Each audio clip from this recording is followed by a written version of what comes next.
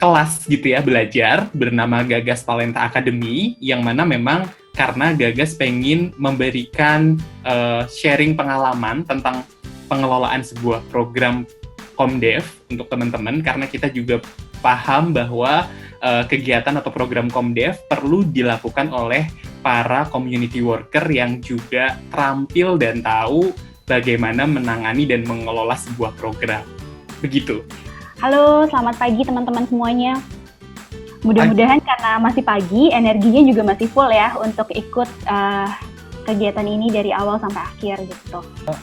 Apakah hal tersebut juga sah-sah saja kita lakukan? Misalnya kita punya, ketika masuk satu program kita emang mengakomodasi kepentingan PT atau kepentingan lembaga yang sponsor kita, tapi di sisi lain kita tetap mensupport karena kita tahu ada kondisi lebih baik yang bisa dicapai ke depannya tanpa harus mengakomodasi kepentingan dari PT atau lembaga yang mensupport kita gitu.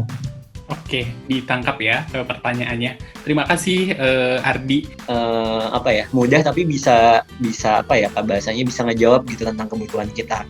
Karena kalau saya pribadi sih paling bingung tuh di diagnosa kebutuhan gitu Kak. Kira-kira ada tips atau ada tools yang bisa digunakan atau apa gitu. Dari saya pertanyaannya itu dulu aja Kak. Sini teman-teman bisa baca bareng-bareng ya bahwa what is community development? Sebenarnya community development itu makhluk apa sih gitu? Apakah sebenarnya yang kita lihat, kita dengar dan kita lakukan selama ini memang benar-benar community development? Komdev ini adalah sebuah proses. Prosesnya proses seperti apa? Proses yang terencana dan dirancang, bahkan ada pendekatan program dan tekniknya gitu. Jadi tidak bisa dilakukan secara spontan. Oke, hari ini aku mau ke masyarakat ngasih bantuan gitu. Komdev ini dirancang untuk meningkatkan apa sih? Meningkatkan kualitas hidup, meningkatkan kondisi perekonomian masyarakat, meningkatkan kondisi sosial, kesehatan, dan lain-lain. Dan yang ketiga, siapa sih yang melakukan gitu. Jadi meskipun kita bertindak sebagai community worker atau pekerja komunitas, tapi tetap saja utamanya ada di masyarakat gitu. Masyarakat merupakan unit tindakan yang paling utama karena kita akan berusaha untuk merangsang partisipasi mereka, menumbuhkan prakarsa mereka dan lain-lain gitu. Itu Mbak Erna atau mungkin teman-teman yang dalam rangka untuk mencapai tujuan, baik tujuan organisasi maupun juga tujuan untuk di masyarakat itu sendiri. Nah, organisasi yang kita ada, maksudnya organisasi tempat kita bekerja atau sebuah entitas program yang dia menyampaikan kalau aku akan menyelesaikan semua masalah di sini, enggak gitu. Karena itu tidak itu akan bertentangan dengan prinsip Komdev tadi. Kenapa? Karena seorang pekerja komunitas dia hanya menstimulus dan mendukung kelompok. Karena seorang pekerja komunitas kalau yang bekerja di organisasi ada term waktu tertentu belajar karena sebenarnya sumber pembelajaran kita itu dari masyarakat gitu, dengan masyarakat yang beragam, konteks yang begitu khas, itu membuat seorang pekerja komunitas dituntut dalam tanda petik untuk tetap bisa terbuka, siap dengan semua kemungkinan yang ada, dan juga tadi ada sisi praksis. Praksis di sini adalah setelah refleksi, apakah kita mau diem aja. Ini sama kayak kaki gitu ya. Setelah kita tahu kekurangan kita, kesalahan kita di mana, kita ada upaya untuk perbaikan.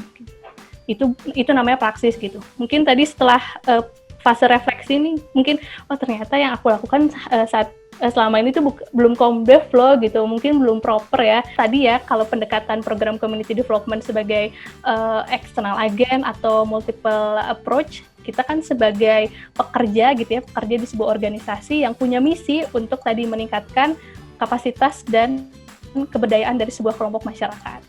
Nah, kalau area pekerja komunitas, ini berdasarkan pengalaman saya, ada di lapangan dan ada di manajemen gitu. Kalau di lapangan ini, teman-teman yang intervensinya langsung pada sasaran program gitu. Namanya berbagai macam, setiap organisasi beda-beda. Ada yang namanya fasilitator, ada yang namanya Komdev officer, ada yang namanya pendamping program, ada yang namanya case worker. Tapi kurang lebih mereka bersentuhan langsung dengan masyarakat. Kalau yang dilakukan di Gagas, dengan pendekatan pendampingan ke sekolah dan posyandu, ada fasilitator program yang mendampingi dan mengintervensi program secara langsung.